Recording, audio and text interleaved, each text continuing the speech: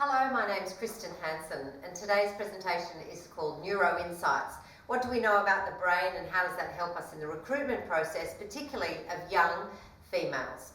So first thing I'd like to do is introduce you to a few key structures of the brain that help us understand decision making and emotion processing.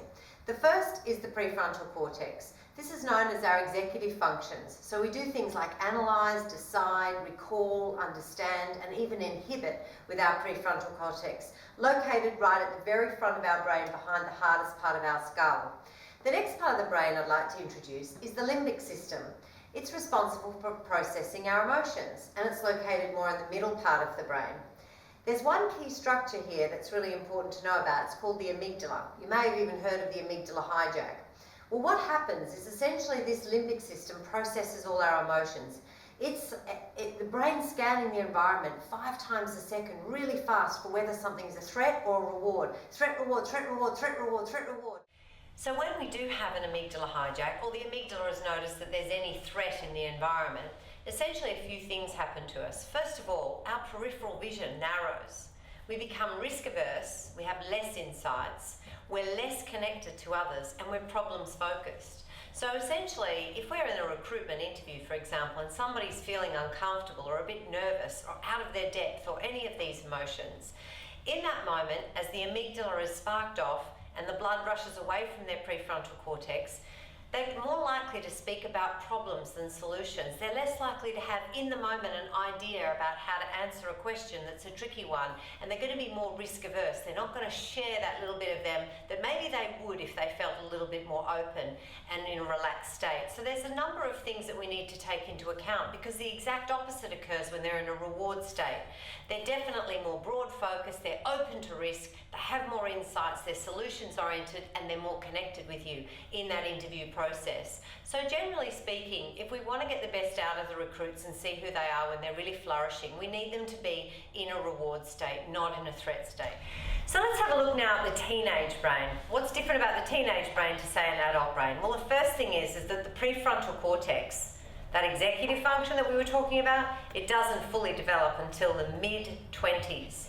You'll see here on this image that on the far left, the image of the 5-year-old brain, the dorsal lateral prefrontal cortex in this box here is shown as very red. That's underdeveloped. And then through the preteen brain and the teen brain, all the way to the 20-year-old brain, that's where it starts becoming fully developed. So essentially what we have is that the amygdala and the emotional part of the brain develops a lot faster than the part of the brain that rationalizes and analyzes.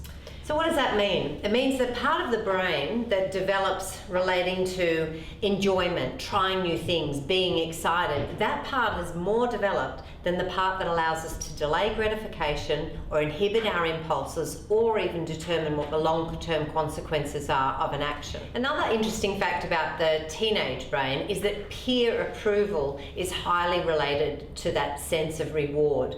So essentially, when peers are involved, there's emotion contagion. We're highly charged individuals. There's no part of the brain saying we shouldn't be doing this, and that sense of reward and excitement essentially is just magnified. Teenage brains generally seek out new and exciting experiences, which are adaptive for learning and independence. So how do we capitalise on this with regards to the recruitment challenges that we face every day? Well, the first thing is, I think some real-time feedback would be really useful. Instant messaging, how you're going on the spot, hey, you've done really well in the interview so far, this will be the next step. These are the sorts of things that will help people stay in a reward state, but also help them know where they're going and how they're going, not this big guessing game. The second thing is, how do we utilise this peer approval and this peer contagion more effectively? Well, there could be a bring a friend or a gaming process or a social media things, or even some hashtags or selfies or photo booth. We've got to make it more fun and exciting for the teenagers rather than feeling so serious and so adult when really they're still in this in-between land. Why not make it more fun, more exciting? It would also be great to provide more opportunities for more of that immediate social and emotional connection. So for example, having some of the younger ADF members speaking with the candidates in a more casual, relaxed atmosphere and being able to talk about their experiences of just joining, etc., compared to being being interviewed with, say, an older or more senior member, this can be a very relaxing and much more relatable experience for the candidate. What we're going to look at now is, though, how are the male and the female brains different? Overall, brains are pretty similar, but there are a few differences that do impact the behaviour, the perception and the communication between males and females. So the first thing to look at is, generally, women's brains are more emotionally and socially intuitive. And let's have a look at what's going on for that to occur. So the male's brain actually runs the connections from the front to the back, this way, much more. And the women's brains, the connections run from side to side across the hemispheres, passing through the corpus callosum.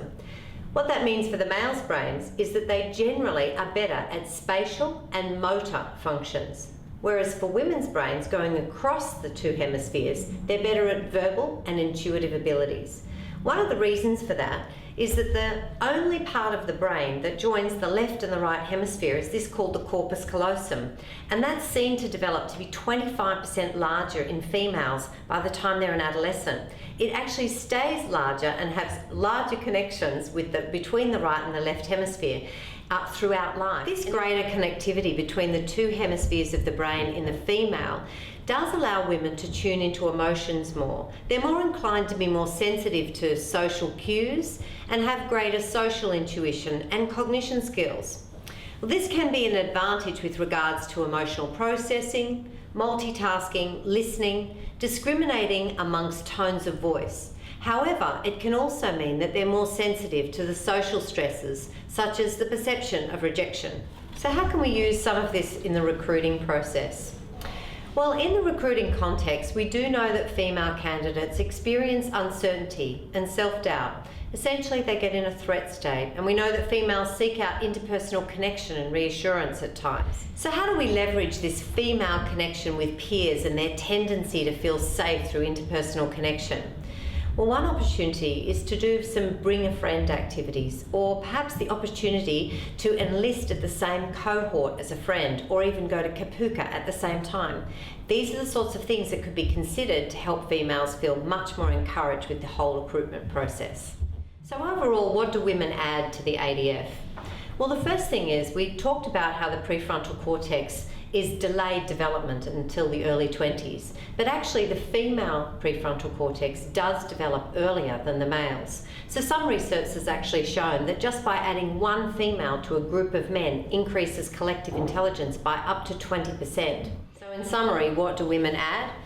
Well, with the increased collective intelligence, with the increased emotional intelligence and the ability to regulate emotions and assess risk, overall, a cohort that includes both men and women is going to be a high-performance culture. So that wraps up our key neuro insights to support the recruitment of young women into the Australian Defence Force. Thank you.